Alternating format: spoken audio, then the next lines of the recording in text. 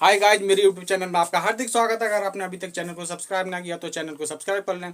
उसके बाद bell icon पर हिट करें, उसके बाद ऑल पर क्लिक कर दें ताकि आने वाले सभी नोटिफिकेशन आपको मिलते रहें।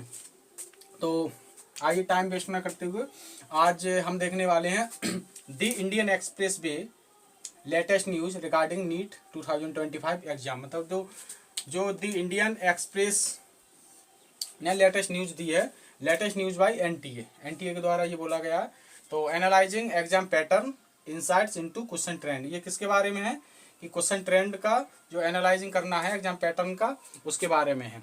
तो देखो, जैसा कि आप सभी सोचते भी होंगे कि क्या है कि अब तक का ट्रेंड जो चल रहा है उसको देखते हुए, या फिर 720 में 720 ज़्यादातर आ रहे हैं, तो इस तरीके से इजी पेपर को देखते हुए सभी लोग सोच सकते हैं कि आप जो है कुछ ऐसा हो सकता है कि पेपर टफ बन सकता है।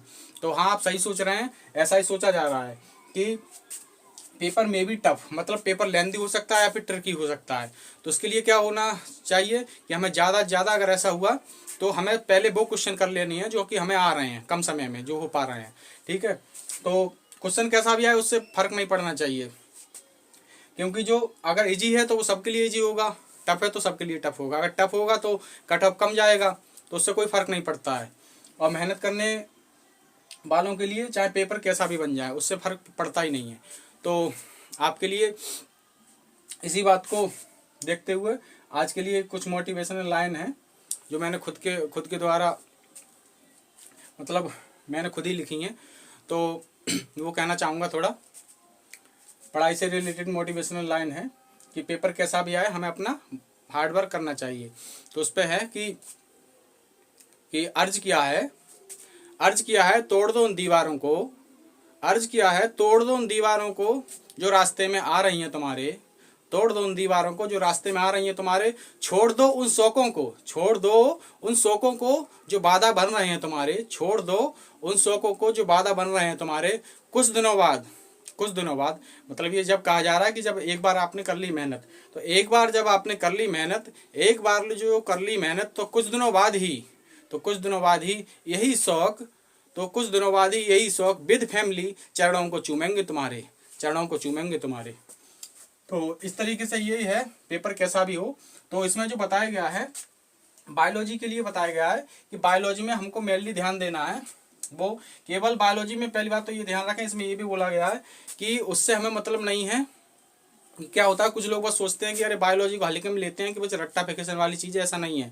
बायोलॉजी को अब अगर आपको सिलेक्शन लेना है तो एग्जाम आप जानते रहे कितना कंपटीशन टफ होता जा रहा है। तो आपको क्या है कि बायोलॉजी को भी समझना पड़ेगा, कंसेप्चुअली समझना पड़ेगा, लाइन टू लाइन कैसे। तो उस पर जो मेनली टॉपिक बताया गया है कि इन टॉपिक पर ज़्यादा चांसेस हैं नीट 2025 में, human physiology, genetics and ecology, in 3 topics पर are 3 areas frequently appear in exam.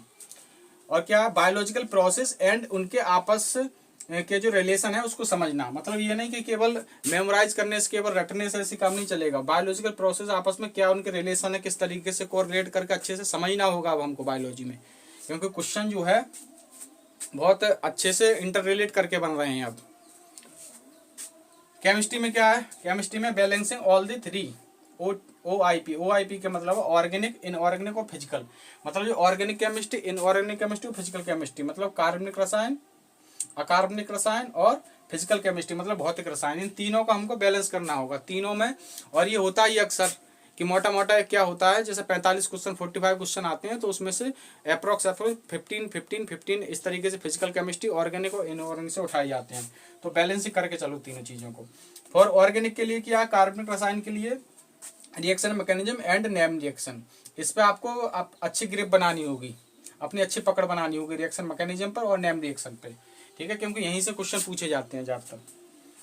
For inorganic अकार्बनिक रसायन के लिए क्या है, पीटीटी का मतलब periodic table trends and coordination compound से, कोऑर्डिनेशन में शॉर्ट में लिख दिया, कोऑर्डिनेशन कंपाउंड। ये 2 टॉपिक ऐसे हैं आर क्रूशियल, बहुत आवश्यक है, जरूरी है। फॉर फिजिकल के लिए, भौतिक रसायन के लिए क्या है, thermodynamics and chemical equilibrium, thermodynamics और केमिकल, ये रासायनिक साम कहते हैं इसको। ये 2 चैप्टर बहुत ज़्यादा इंपॉर्टेंट बताए गए हैं कि नीट 2025 में इनसे पूछे जा सकते हैं। फिजिक्स में, भौतिक विज्ञान में क्या है, फिजिक्स में fundamental concepts and their application rather than memorising formula. ये हम क्या करते हैं अक्सर कि अब तक ऐसे काम चल जाता था कि फॉर्मूले को रट लिया और सिंपल सिंपल क्वेश्चन आते थे, लेकिन जब टफ आएगा तो उसमें आपको सोचना पड़ेगा, आपको फंडामेंटल कंसेप्ट को क्लियर करना होगा, उनकी application question more and more question practice करनी होगी। केवल फॉर्मूले मेमोराइज करने से रटने से काम नहीं चलेगा, ये बताना चाह रहे हैं। हाई वेटेज, लेकिन इसमें घबराने की जरूरत नहीं है, क्योंकि आप लोग शेर हैं, आप लोग शेर शेरनी हैं, शेर शेरनी हो, मतलब कैसा भी कंडीशन क्यों ना हो, कैसी भी परिस्थिति क्यों ना हो, आप उसको पार कर ले जाओगे। बस एक हमको एक ऐसा तरीका बनाना होता है कि कैसी सिचुएशन है तो उसमें सिचुएशन में हमें कैसे काम करना है, जो कि मैंने अभी कुछ लाइंस स्टार्टिंग में बोली थी, उसी बात को ध्यान में रखें। तो थोड़ा डेडिकेटेड हुआ जाता है भाई। डेडिकेटेड होकर अगर आप सिलेक्ट हो जाएंगे, अगर तो आपकी जो लाइफ स्टाइल सब कुछ चेंज हो जाएगा आपकी लाइफ में, तो उस बात का फायदा भी तो आप ही उठाएंगे ना। तो आपके पास दो ही ऑप्शन है, या तो अभी मजे कर लो तो पूरी ज़िंदगी भर एकदम से परेशानी उठाओगे, या फिर अभी थोड़ी दिन की परेशानी झेल लो तो पूरी ज़िंदगी भर अच्छी सब लाइफ कटेगी। उसमें क्या है, फिजिक्स में क्या है, फंडामेंटल कंसेप्ट ये सब हो गया। उसके बाद क्या है, high weightage topic such as. High weightage topic कौन कौन से, जैसे मैकेनिक्स होती है, थर्मोडायनेमिक्स होते हैं एंड मॉडर्न फिजिक्स, ये तीन जो है हाई वेटेज टॉपिक्स हैं, डिजर्व स्पेशल अटेंशन। इस पे आपको ये क्या डिजर्व करते हैं, स्पेशल अटेंशन, मतलब खास तौर से इन पर ध्यान देना है, क्वेश्चन प्रैक्टिस करनी है, कंसेप्ट को पहले समझना है, basically solving more and more numericals, ज़्यादा आपको आंकिक प्रश्न लगाने हैं regularly to build problem solving skill. और रेगुलरली क्या अपनी प्रॉब्लम सॉल्विंग स्किल को बिल्ड करते जाना है दिन पर दिन, प्रॉब्लम सॉल्विंग स्किल को एंड स्पीड को, और स्पीड को भी मेंटेन करना है।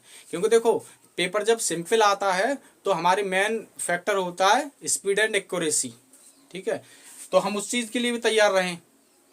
और कहते ना कि गीदड़ के भी शिकार के लिए शेर का सामान ले जाना पड़ता है, कि क्या पता वो शेर निकल आए, मतलब अगर पेपर टफ हो तब भी आप तैयार रहो। टफ के लिए क्या होता है, टफ के लिए आप जो है मेनली अच्छे से नॉर्मली केवल फॉर्मूला याद ना करके फंडामेंटल कंसेप्ट को अच्छे से समझो और क्वेश्चन की प्रैक्टिस करो। तो उसमें क्या होगा, उसमें आपको कम क्वेश्चन करने होंगे, कम क्वेश्चन में ही सिलेक्शन हो जाएगा, तो उससे कोई घबराने की जरूरत नहीं है। इजी वाले में क्या होता है, ज़्यादा क्वेश्चन करने होते हैं तो वो फॉर्मूले बेस ज़्यादातर होते हैं, फॉर्मूले बेस या नॉर्मल बेसिक कंसेप्ट पर होंगे, ठीक है। तो इस तरीके से ये हो गया। और बाकी आप अपने प्रिपरेशन में अच्छे से लगे रहें, क्योंकि यही टाइम होता है, उसके बाद तो जहाँ 2-3 महीने रह जाते हैं, फिर उसके बाद कुछ नहीं हो पाता, बस हाथ पैर बस फूलने लगते हैं, सोचते हैं कि इतना कम टाइम बचा है, फिर शॉर्टकट ढूंढते हैं और शॉर्टकट से कुछ होता नहीं है, ठीक है। क्योंकि there is no substitute of hard work का कोई सब्सटीट्यूट नहीं होता है। तो अभी आपको टाइम है, आप अपना ये मतलब फील करें, अपना देखें कि कहाँ गलती रह गई थी मेरी। जो लोग ड्रॉपर हैं, जो ड्रॉपर लोग हैं, वो ड्रॉपर लोग जो देखें कि किस तरीके से किस टॉपिक में कमी रह गई थी, और उसको ध्यान में रखते हुए उसमें सुधार करें। वीक टॉपिक को देखें कि कौन से वीक टॉपिक रह गए थे, वीक टॉपिक में क्या गलती रह गई थी, उसमें सुधारें। बाकी वीडियो देखने के लिए बहुत बहुत धन्यवाद। वीडियो को लाइक करें, शेयर करें, कमेंट करें, चैनल को सब्सक्राइब कर लें। धन्यवाद।